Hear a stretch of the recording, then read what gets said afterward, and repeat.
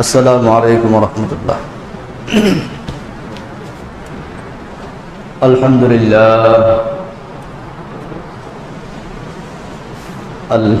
لله وحده والصلاة والسلام على من لا نبي بعده. من يهده الله فلا مضل له ومن يضلله فلا هادي له. وأشهد أن لا إله إلا الله وحده لا شريك له. وأشهد أن محمدا عبده ورسوله. أما بعد أعوذ بالله من الشيطان الرجيم. بسم الله الرحمن الرحيم. يا أيها الناس كلوا مما في الأرض حلالا طيبا ولا تتبعوا خطوات الشيطان إنه لكم عدو مبين. بارك الله لنا ولكم في القرآن الكريم. عن نعمان بن بشير رضي الله تعالى عن النبي صلى الله عليه وسلم قال: الحلال بين والحرام بين وبينهما الأمور مشتبهات إلى آخر الحديث.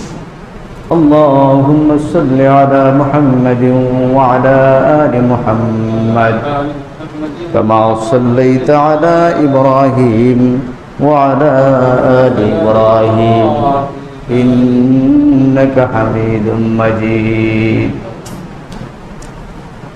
اللهم بارك على محمد وعلى آل محمد كما باركت على إبراهيم وعلى آل إبراهيم إنك حميد مجيد. আল্লাহ সুবহানাহু ওয়া তাআলা পবিত্র কালামে বলেন সূরা বাকারা, ইয়া আইয়ুহান নাস, হে মানুষ, তোমরা কুলু মিম্মা ফিল আরদ হালালান তাইয়্যিবা, তোমাদের জন্য যা রিজিক দেওয়া হয়েছে জমিন থেকে সেই রিজিক তোমরা খাও, আহার করো। আর কি করো? ওয়ালা তাত্তাবিউ খুতুওয়াতিশ শাইতান, শয়তানের পদাঙ্ক অনুসরণ করো না, শয়তানের অনুগামী হয়ো না, শয়তানের অনুকরণ করো না। কেননা ইন্নাহু লাকুম আদুউম মুবিন, তিনি হচ্ছে তোমাদের প্রকাশ্য দুশমন। ওই শয়তান তোমাদের কি? প্রকাশ্য দুশমন। এজন্য তোমরা যখন রিজিক তালাশ করবে, রিজিক অন্বেষণ করবে, সেক্ষেত্রে খেয়াল করবা যাতে শয়তানের পদাঙ্কটা অনুসরণ না হয়। কারণ শয়তান মানুষের প্রকাশ্য দুশমন ও তার দুশমনি করার জন্য আপনাকে হালাল রুজি অন্বেষণ থেকে গাফেল করবে, গাফেল করার জন্য ও সার্বিক চেষ্টা করবে। এজন্য রিজিক তালাশের ক্ষেত্রে আল্লাহ মানুষদেরকে নির্দেশ দিলেন, তোমরা হালাল রিজিকটাকে অন্বেষণ করো, ওখান থেকে খাও, হালাল রিজিক থেকে খাও। কেননা আল্লাহ এই জমিনের সব কিছু কাদের জন্য বানাইছেন? মানুষের জন্য। হুয়াল্লাযী হুয়াল্লাযী জাআলা লাকুমুল আরদ, আল্লাহ জমিনে যা কিছু সৃষ্টি করেছেন তা তোমাদেরই জন্য, মানুষের জন্য। তাইলে এগুলো যেহেতু মানুষের জন্য আল্লাহ সৃষ্টি করেছেন, মানুষই এগুলো উপভোগ করবে। মানুষ এগুলো উপভোগ করার ক্ষেত্রে আল্লাহর কতগুলো নির্ধারিত সীমারেখা আছে, সেই সীমারেখার মধ্যে থেকে তারপরে করতে হবে। সীমারেখার মধ্যে থেকে তারপরে করতে হবে। আল্লাহ নবী সাল্লাল্লাহু আলাইহি ওয়াসাল্লামের একটি হাদিস নুমান ইবনে বাশির রাদিয়াল্লাহু তাআলা আনহু হতে বর্ণিত, তিনি বলেন আল্লাহ নবী সাল্লাল্লাহু আলাইহি ওয়াসাল্লাম ইরশাদ করেছেন, আল হালালু বাইয়িন ওয়াল হারামু বাইয়িন। হালাল স্পষ্ট, হারামটাও কি স্পষ্ট। আর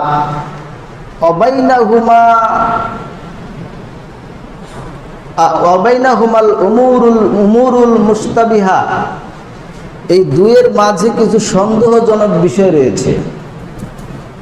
হালাল স্পষ্ট, হারাম স্পষ্ট, এবং এই দুইয়ের মাঝে সন্দেহপূর্ণ কিছু জিনিস আছে। যেই ব্যক্তি এটাকে ছেড়ে দিল, অর্থাৎ এই সন্দেহজনক বিষয়টাকে ছেড়ে দিল, সে গুনাহ থেকে বেঁচে থাকলো। সে কি করলো? গুনাহ থেকে বেঁচে থাকলো। আর যে ব্যক্তি এটা গ্রহণ করলো, সে গুনাহ করার সম্ভাবনার মধ্যে পতিত হলো। সে গুনাহ করার সম্ভাবনার মধ্যে পতিত হলো। আর হারাম হচ্ছে আল্লাহর নির্ধারিত সীমারেখা, এটা সংরক্ষিত এরিয়া, সংরক্ষিত এলাকা। কোনো সংরক্ষিত এলাকায় যদি কেউ কোনো সংরক্ষিত চারণভূমির আশেপাশে যদি কেউ কোনো রাখাল তার গরু বা বকরি ভেড়া চড়ায়, তাহলে ওই গরু বা বকরি ভেড়া সংরক্ষিত এলাকায় প্রবেশ করার যেমন আশঙ্কা থাকে, ঠিক তেমনি ভাবে সন্দেহজনক ওই বস্তুগুলো গ্রহণ করলে হারাম খাওয়া বা হারাম উপার্জন করার সমূহ সম্ভাবনা থাকে। কথা বুঝতে পেরেছেন? এজন্য এই পৃথিবীর সব যেহেতু আল্লাহ আমাদের জন্য সৃষ্টি করেছেন, করার পরেও আল্লাহ একটা নির্ধারিত সীমারেখা, একটা সংরক্ষিত এলাকা রেখেছেন, যার মধ্যে আমাদেরকে যাওয়া যাবে না, এমনকি এর নিকটবর্তীও হওয়া যাবে না। এর নিকটেও যদি যাই, অর্থাৎ সন্দেহের মধ্যেও যদি আমরা পড়ি, তাহলেও আমাদের দ্বারা ওই হারাম কাজ করার সমূহ সম্ভাবনা থেকে যাবে, হারামের কাছেও যাওয়া যাবে না। কেননা হারাম হচ্ছে আল্লাহর সংরক্ষিত এলাকা, সংরক্ষিত সীমানা, আল্লাহর হুদুদ, এটা অতিক্রম করা যাবে না। এই হুদুদের কাছেও যাওয়া যাবে না। সম্মানিত দিনী ভাই, এই বিষয়ে আপনারা লক্ষ্য করবেন, আল্লাহ সুবহানাহু ওয়া তাআলার কোনো সমস্যা ছিল না। এই পৃথিবীর সব যেহেতু আমাদের জন্যই বানাইছে, এই সব কিছু আল্লাহ আমাদের জন্য ফ্রি করে দিতে পারতেন, উন্মুক্ত করে দিতে পারতেন। যে যা মন চায় সে খাও, যে যেমনে পারো চলো, নামাজ রোজা হজ যাকাত আল্লাহর বিধান যে যেমনে পারো করো, আল্লাহর ইবাদতে দিয়েছে, যে যেমনে পারো করো। আল্লাহ এরকমটা করেননি।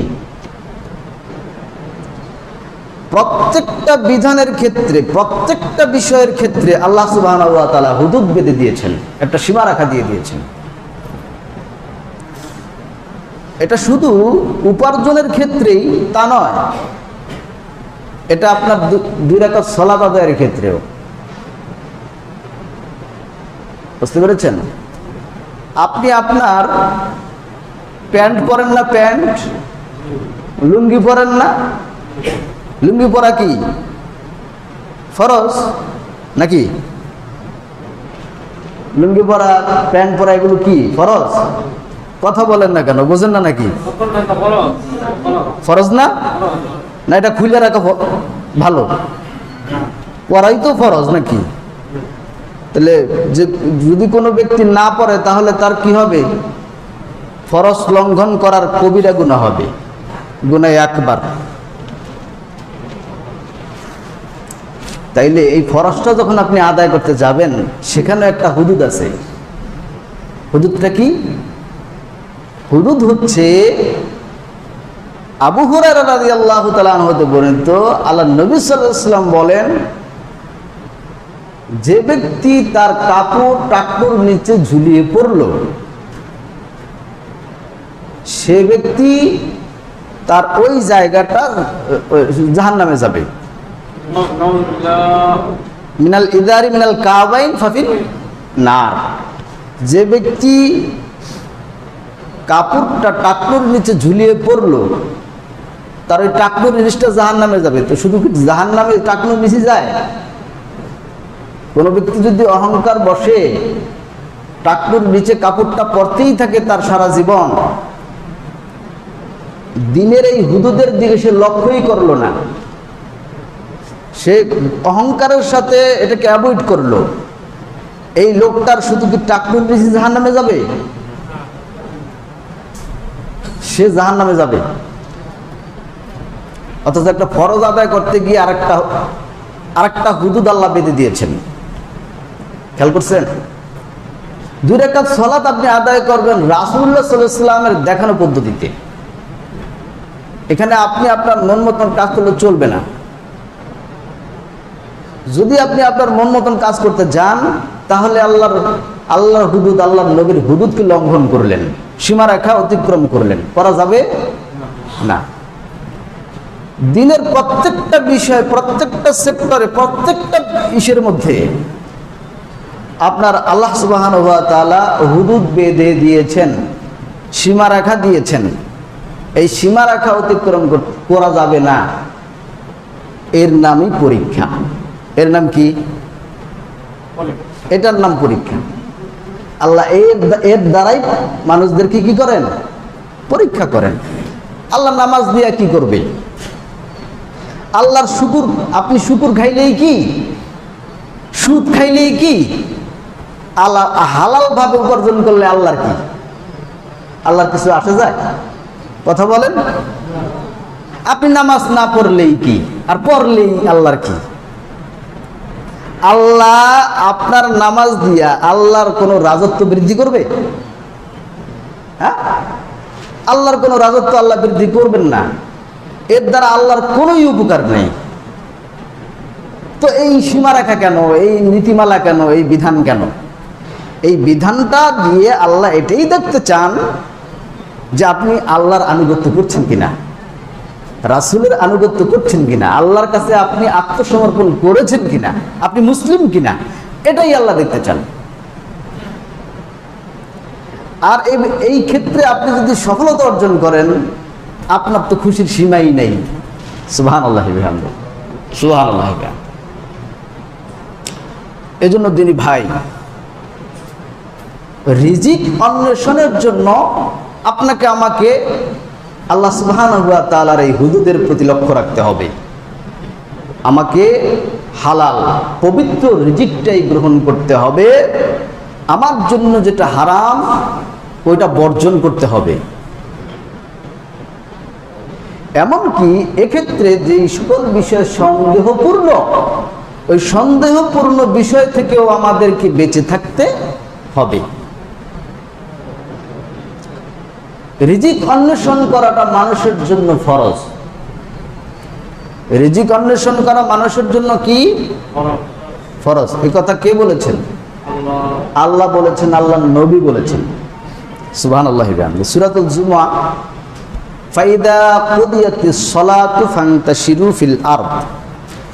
যখন তোমাদের সালাত হয়ে যাবে, আদায় হয়ে যাবে, ফাইদা কুদিয়াতিস সালাত, যখন তোমরা সালাত আদায় করে ফেলবে, ফান্তাশিরু ফিল আরদ, তোমরা জমিনে ছড়িয়ে পড়বে। ওয়াবতাগু মিন ফাদলিল্লাহ, আল্লাহর অনুগ্রহ তালাশের জন্য। এই ফাদলিল্লাহর ব্যাখ্যা করেছেন কুরতুবী রাহমাহুল্লাহ সহ তাফসীর ইবনে কাসির বিভিন্ন তাফসীর গ্রন্থে। এই ফাদলিল্লাহ শব্দের ব্যাখ্যা করেছেন, তাফসীর করেছেন রিজিক তালাশ করা, নিজের রিজিক খোঁজা। কথা বুঝতে পেরেছেন? এটা হচ্ছে আল্লাহর অনুগ্রহ। এই রিজিকটা কার অনুগ্রহ? আল্লাহ সুবহানাহু ওয়া তাআলার অনুগ্রহ। খুব খেয়াল করবেন, এটা আপনার আমার উপরে অন্বেষণ করা, তালাশ করা কি ফরজ। তো এই ফরজ কি সালাতের আগে না সালাতের পরে? কথা বলেন। আল্লাহ এখানে কি বললেন? ফাইদা কুদিয়াতিস সালাত, তোমাদের সালাত যখন আদায় হয়ে যাবে তখন তোমরা জমিনে ছড়িয়ে পড়বে, ঠিক না? শুধু কি জমিনে ছড়ায় পড়লেই হবে? জমিনে ছড়ায় পড়ে আর শুধু ওইটার মধ্যেই মনোযোগ নিবদ্ধ দিয়ে থাকলে চলবে? চলবে না। এখানে আবার বলছেন আল্লাহ সুবহানাহু ওয়া তাআলা বলেন যে আযকুরুল্লাহা কাসীরান লাআল্লাকুম তুফলিহুন, তোমরা সেক্ষেত্রেও কিন্তু আল্লাহকে স্মরণ করবে। আযকুরুল্লাহা কাসীরা, আর সেখানে খুব বেশি বেশি স্মরণ করবে। সুবহানাল্লাহ বলবেন না? সুবহানাল্লাহ। তো এই আযকুরুল্লাহা কাসীরা লাআল্লাকুম তুফলিহুন, এতে তোমরা সফল কাম হবে আশা করা যায়। তো আযকুরুল্লাহা কাসীরা, এই যে আপনি যখন কাজে গেলেন সেখানেও আপনি আল্লাহকে স্মরণ করবেন। কিভাবে করবেন? এই স্মরণগুলো হবে মাসনুন দোয়ার মাধ্যমে এবং রাসূলের সুন্নাহ মেনটেন করে। কেউ তো সুবহানাল্লাহ বললেন না, সুবহানাল্লাহ বলেন। আপনি আপনার কাজটা রাসূলের সুন্নাহ মতো শুরু করেন, রাসূলের সুন্নাহ মতো শেষ করেন। তাহলে এইটা যখন আপনি স্মরণ করে করবেন যে আমি কাজটা যখন করব রাসূল কিভাবে করেছেন সেভাবে করব, তাহলে এই রাসূলের সুন্নাহ আদায় করলে আল্লাহর স্মরণ হয়। কি হয়? আল্লাহর স্মরণ হয়। পাশাপাশি মাসনুন দোয়াগুলো করবেন। কাজ শুরু করবেন বিসমিল্লাহ বলে, কাজে যাওয়ার সময় মাঝে মধ্যে সুবহানাল্লাহ, আলহামদুলিল্লাহ, আল্লাহু আকবার পড়বেন। পায়খানায় যাবেন, দোয়া পড়বেন, বের হবেন, দোয়া পড়বেন, ঘরে ঢুকবেন, দোয়া পড়বেন, বের হবেন, দোয়া পড়বেন। রাস্তায় হাঁটবেন, ভাইদেরকে সালাম দিবেন, মানুষদেরকে পথ দেখিয়ে সাহায্য করবেন। ঠিক আছে না? এগুলো মানুষের সাথে অন্যায় করা যাবে না। ব্যবসা বাণিজ্য করবেন, হালাল পন্থায় করবেন, মিথ্যা কথা বর্জন করে করবেন, ভেজাল থেকে মুক্ত থাকবেন, মানুষদেরকে ঠকানো যাবে না, মাপে কম দেওয়া যাবে না।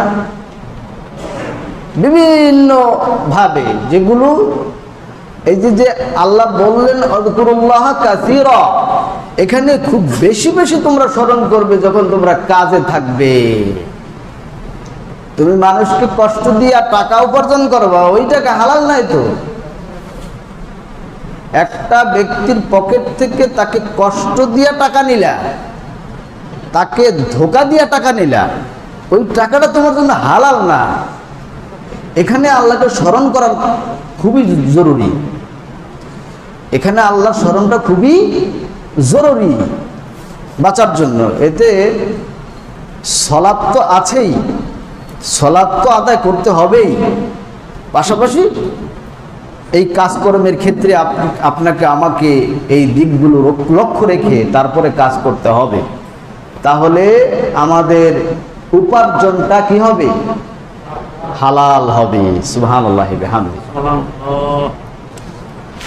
সম্মানিত উপস্থিতি, আল্লাহ সুবহানাহু ওয়া তাআলা পবিত্র কালামে বলছেন, ইয়া আইয়ুহাল্লাযীনা আমানু কুলু, তোমরা খাও, মিম্মা রাযাকাকুমুল্লাহ, আল্লাহ তোমাদেরকে যে রিজিক দিয়েছেন, আল্লাহ তোমাদেরকে যে রিজিক দিয়েছেন, তা থেকে তোমরা আহার করো। এখানে কিন্তু আল্লাহ সুবহানাহু ওয়া তাআলা মুমিনদেরকে লক্ষ্য করে বলেছেন, আগে বলেছেন সারা পৃথিবীর মানুষদেরকে, আর এখানে খাস করে মুমিনদেরকে বলেছেন যে হে মুমিনেরা, তোমরা আমি যে রিজিক দিয়েছি সেই রিজিক থেকে আহার করো, আর রিজিকটা হবে কি হালালাম মিন তাইয়্যিবা, পবিত্র রিজিক, পবিত্র হালাল রিজিক। এই রিজিক থেকে তোমরা গ্রহণ করবে, খাবে।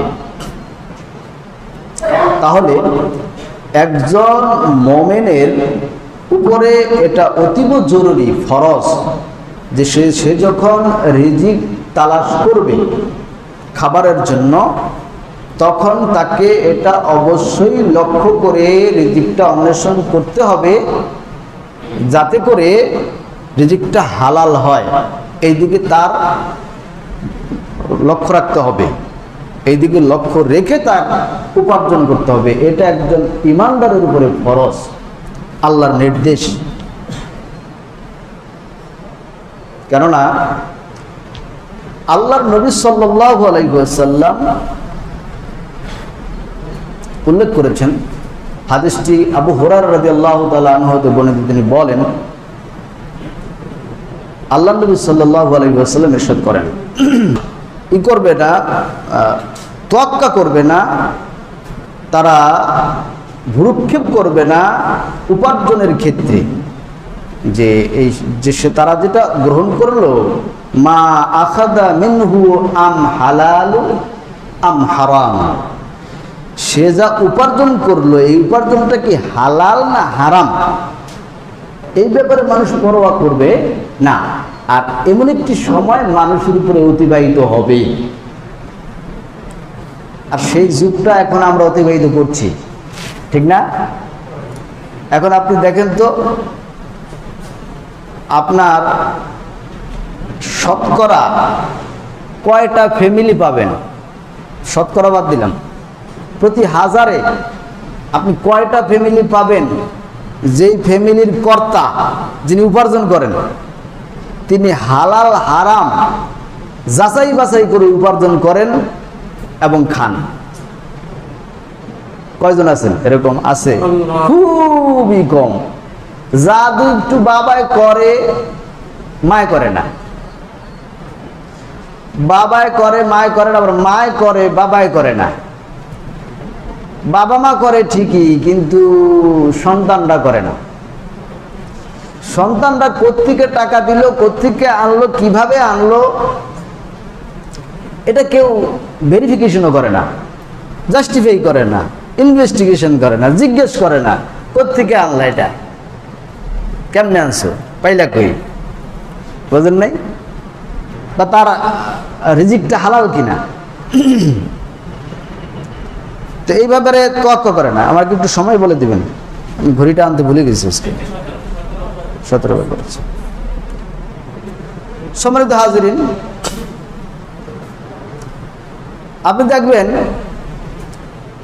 সন্তান উপার্জন করে আনছে, বাবা এবং মা সেটা স্বাচ্ছন্দ্যে গ্রহণ করছে এবং সেই উপার্জন খাচ্ছে। তাকে একবারের জন্য জিজ্ঞেসও করে না, তুমি কি এটা চুরি করে আনছো নাকি ক্রয় করে আনছো, আর ক্রয় করলে তুমি টাকা পাইলা কই, কিভাবে আনলা। মাসিক বেতন তার ধরেন 30,000 টাকা, কিন্তু সে মাস শেষে ইনকাম করছে 50,000 টাকা। স্ত্রী একবারের জন্য জিগায় নাই, তোমার বেতন তো 30,000 টাকা, তুমি এই 50,000 টাকা খরচ করলে এই মাসে কিভাবে, বাকি 20,000 কই পাইছো? তবে আলহামদুলিল্লাহ কিছু পরিবার তো অবশ্য আছে, কিছু পরিবার আছে যারা এ ব্যাপারে সতর্কতা অবলম্বন করে। এজন্য সম্মানিত দিনী ভাই, হালাল রিজিক ইবাদত কবুল হওয়ার জন্য একটি গুরুত্বপূর্ণ মাধ্যম ইবাদত যাহা কিছুই আমরা করি, এই ইবাদত দোয়া এগুলো কবুল হওয়ার জন্য গুরুত্বপূর্ণ একটি মাধ্যম হচ্ছে আপনাকে আমাকে হালাল রিজিক খেতে হবে। যদি আপনি হালাল রিজিক না খাই, হারাম খেয়ে আল্লাহর ইবাদত করি এবং হারাম খেয়ে আপনার কি বলে আল্লাহর ইবাদত সালাত বিভিন্ন জিকির আজকার দোয়া করি, এগুলো আল্লাহ কবুল করবেন না। একটি হাদিস রয়েছে, কোনো ব্যক্তি যদি মদ পান করে সালাত আদায় করে তাহলে ওই ব্যক্তির 40 দিনের সালাত কবুল হয় না। হাদিস, কোন ব্যক্তি মদ পান করে সালাত আদায় করলে ওই ব্যক্তির 40 দিনের সালাত কবুল হয় না। বুঝেন? তাইলে এই মদের সাথে আমরা জড়িত আছি না? আছি কি নাই? আছি। মদের সাথে আমরা জড়িত আছি। আল্লাহ নবী সাল্লাল্লাহু আলাইহি ওয়াসাল্লাম বলেন, কুল্লু মুসকিরিন খমর, প্রত্যেকটি নেশাজাত দ্রব্যই মদ। প্রত্যেকটি নেশাজাত দ্রব্য কি? মদ। আর কুল্লু খমরুন হারাম, প্রত্যেকটি মদই হারাম, নিষিদ্ধ। কারণ আল্লাহ নবী সাল্লাল্লাহু আলাইহি ওয়াসাল্লামের আগের হাদিস বলেছি, আল হালালু বাইয়িন ওয়াল হারামু বাইয়িন, হালাল স্পষ্ট, হারাম স্পষ্ট। বোঝা গেল? যদি হালাল স্পষ্ট হয়, হারাম স্পষ্ট হয়, আর অবাইনাহুমাল উমুর মুশতাবিহা, এই দুয়ের মাঝে আবার কিছু সন্দেহযুক্ত জিনিস আছে, সন্দেহপূর্ণ জিনিস আছে। সেগুলো কি? সেগুলো আল্লাহ নবী সাল্লাল্লাহু আলাইহি ওয়াসাল্লাম বলেন যে নিশ্চয়ই আমার উম্মতের কিছু লোক মদ পান করবে। লা ইয়াশরাবান্নান নাস মিনাল উম্মতি, আমার উম্মতের কিছু লোক অবশ্যই মদ পান করবে। ইউসাম্মা গায়রিহা, আর এই মদের নাম দেবে ভিন্ন, তারা এই মদটা ভিন্ন নামে খাবে। কথা বুঝতে পেরেছেন? তো মদ খাবেন, কি নামে খাবেন? ভিন্ন নামে। সেগুলো কি? ভিন্ন নামে আমরা যে মদগুলো খাই, এটা কি? যেই জিনিসগুলো আপনাকে আমাকে নেশা যুক্ত করে, যেমন ধরেন তামাক। কোনো ব্যক্তি যদি তামাক খায় তাহলে সে নেশাগ্রস্ত হবে কিনা? হবে। কম খাইলে হবে না, বেশি খাইলে হবে। আমাদের দেশের আবার এক আলেম এটার লগে মধুর লগে আঙ্গুরের লগে তুলনা করছে, অথচ আঙ্গুর আল্লাহ হালাল করছেন, তাই না? আঙ্গুরটাকে যদি আপনি প্রক্রিয়াজাত করে মদ তৈরি করেন বা অ্যালকোহল তৈরি করেন, তখন তা পান করা হারাম। যেমন ভাত দিয়েও মানুষ কি বানায়? মদ বানায়, ঠিক না? ভাত কি হালাল না হারাম? হালাল। কিন্তু এটা যদি প্রক্রিয়া করে এটা নেশাজাত দ্রব্য উৎপাদন করা হয়, তখন ওইটা থেকে গ্রহণ করা হারাম। কমও হারাম। হারাম জিনিসের কমও কি? হারাম। তাইলে আপনি দেখেন আল্লাহ নবী সাল্লাল্লাহু আলাইহি ওয়াসাল্লাম বললেন, বেনামে মদ খাবে আমার উম্মতের এক শ্রেণীর লোক।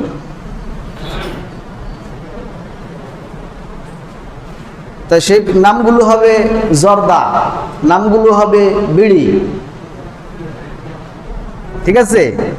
আর আমার দেশের একজন আলেম কিন্তু এটার পক্ষে কথা বলছেন।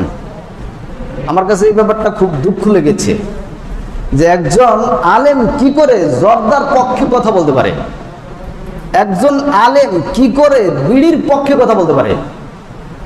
বিড়িকে কে সাধুবাদ জানায় বলেন তো?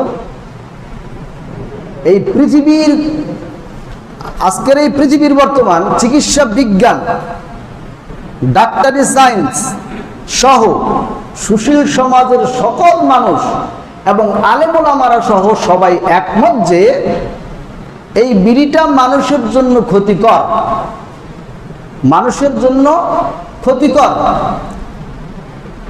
আল্লাহ সুবহানাহু ওয়া তাআলা পবিত্র কালামে বলেছেন, তোমরা তোমাদের নিজেদেরকে ধ্বংসের দিকে ঠেলে দিও না। তো যেহেতু এটা মানুষের জন্য ক্ষতিকর, এটা আমাদের জন্য গ্রহণ করা কি বৈধ? আর এক্ষেত্রে তারা শিথিল করার জন্য মাসালা দিয়ে থাকে বিড়ি খাওয়া মাকরু, জর্দা খাওয়া মাকরু। এই লোকটা আঙ্গুরের সাথে মধুর সাথে এটা তুলনা করছে। আচ্ছা বলেন তো, আপনি যদি 1 গ্লাস মধু পান করেন, কোন জিনিস অতিরিক্ত খাওয়া তো ভালো না, ভালো? আপনি পানি যদি অতিরিক্ত খান, আপনি কি ঠিক থাকবেন? আপনি একবারে যদি ধরেন 5 লিটার পানি পান করেন, তাহলে আপনি দাঁড়ায় থাকতে পারবেন? সম্ভব? একটা মানুষের তার মাথা ঘুল্লা দিব, সে পড়ে যাবে, বমি আসবে। কেন? তার শরীরে ওই খাদ্যটা ওভারলোড হয়ে গেছে। ঠিক তদ্রূপ ভাবে প্রত্যেকটা খাদ্যই তার পরিমাণ মতো খেলে বা তার একটু বেশি খেলেও কোনো সমস্যা হয় না, যেটা হালাল। কিন্তু যেটা হারাম, যেটা নেশা সৃষ্টি করে, সেটা আপনি এটা পেট বেড়ে খাওয়ানো লাগবে না।